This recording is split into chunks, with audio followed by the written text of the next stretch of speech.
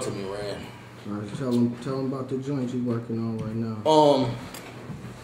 I got SD2, the new mixtape. It's crack, man. You know, my last mixtape, Fish Scale Flow. I had a couple mainstream features on there. I had Floyd Mayweather on there, world boxing champ. I had Tony Yayo on there. The one before that, Bands and Bankrolls.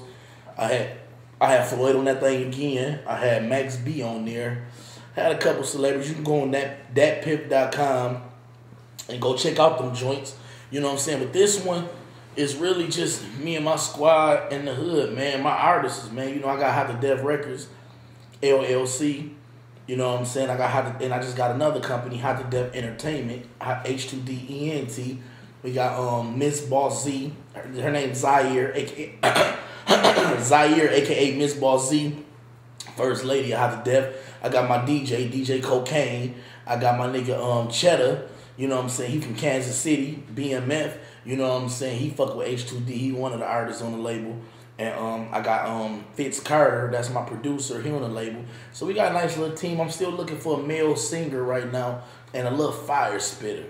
A little young nigga. I'm talking about a little young nigga with that just got bars. You know what I'm saying? Really rapping no swaggy shit. Ain't trying to be stunt-tastic. Man, fuck all that. Bars. I make them hits. I come up with them hooks for him and get him them beats. I just want a nigga that spit. You know what I'm saying? So that's what we looking for right now. But right now it's just us, man. Z, new mixtape. Zaire, new mixtape. Me and my CEO. Like 10 songs on that joint. Just me and her. And DJ Cocaine hosting all the mixtapes.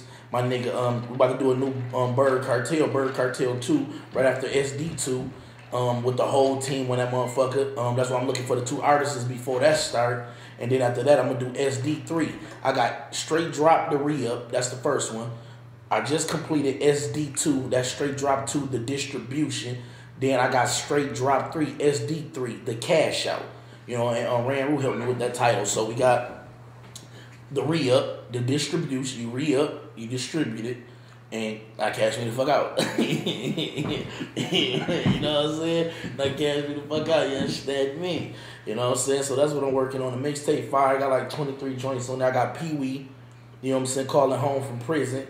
With a couple skits on there. I got Money Mont from the joint cell phone. From the cell to the cell phone. You know what I'm saying? Spitting freestyles on that motherfucker. I got a couple Money Mont freestyles showing him love. That's union all motherfucking day. You had to dig me. You smell me? Boing.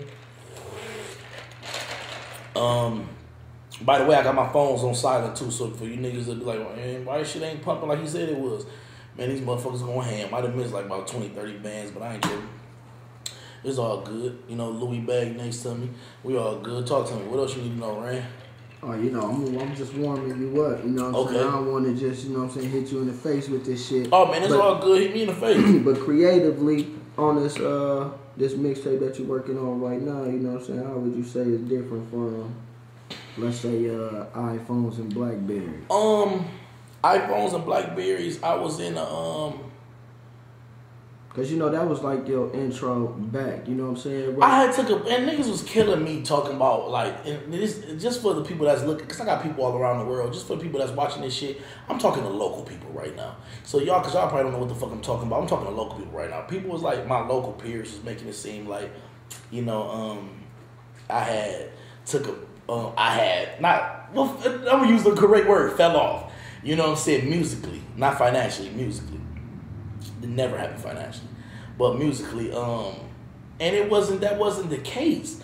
Like, I'm on my like 10th tape. Like, at the end of the day, I get more hate than I get love. So at the end of the day, I do a lot of this shit on my own, and just creatively, spiritually, I was just like burnt out. You know what I'm saying? I needed to like breathe for a minute. And you know, I left Michigan. I was already on the West Coast in Vegas, but then I started liking Arizona for a minute, so I moved to Arizona. Like, it's like Vegas business, this business. Arizona is real pleasant, peaceful, quiet. So I can get in all these Atlanta, Miami, and be wild, and then when I want to break, I can go to Arizona and write music.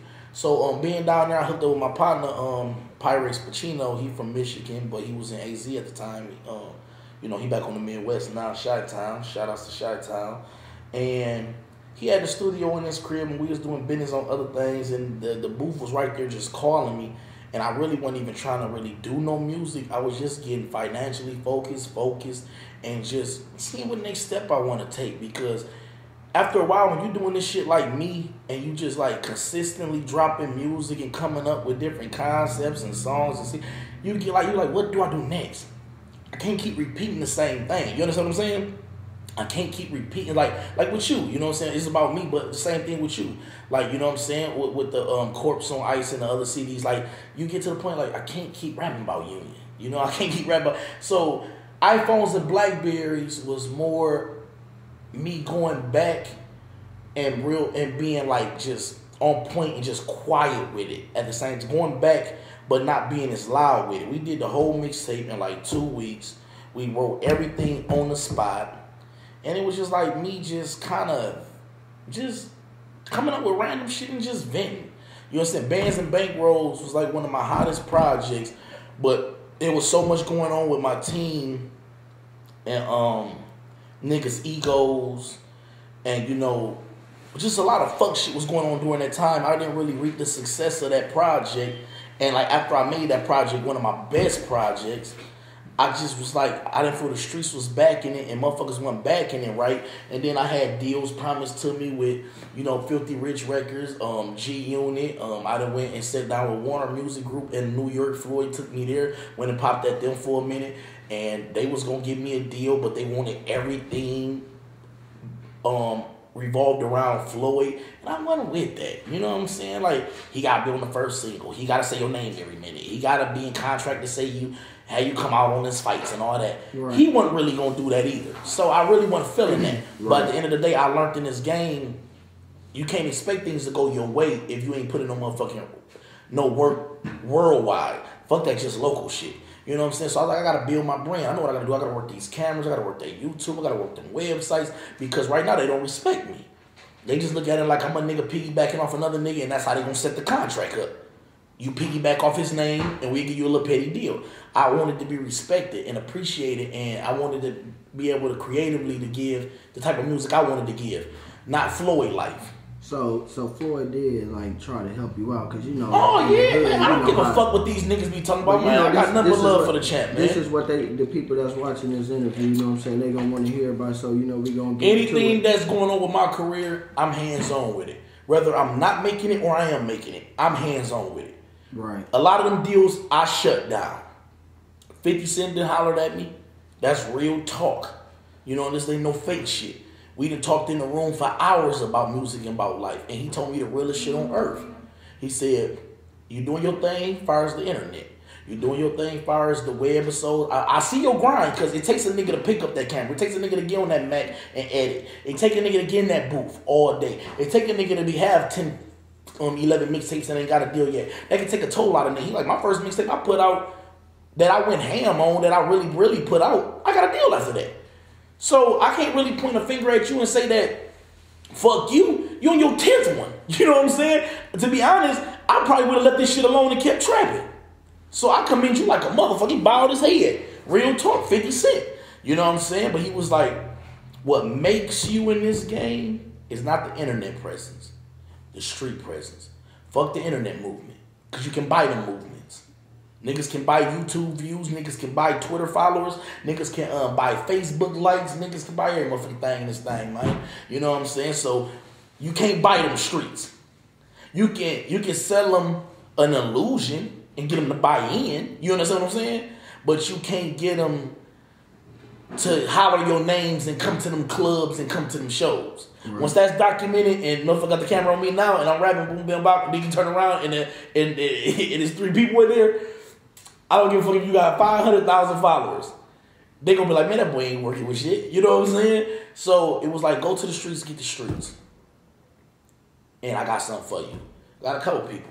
So I'm just working right now trying to get my hood, my city, my niggas, and my team behind me, man. And just get people to understand that I understand everybody have an ego. I understand everybody want to be on top. That's niggas' problem. Everybody want to be on top. That's why I like fucking with bitches. That's why I'm looking for some more women artists. Women ain't trying to be on top. They want you on top so they can brag about what their daddy got. They can brag about what the CEO got. They don't want to be. They want to be the bitch next to the motherfucker. that nigga want to X you out and get to your spot.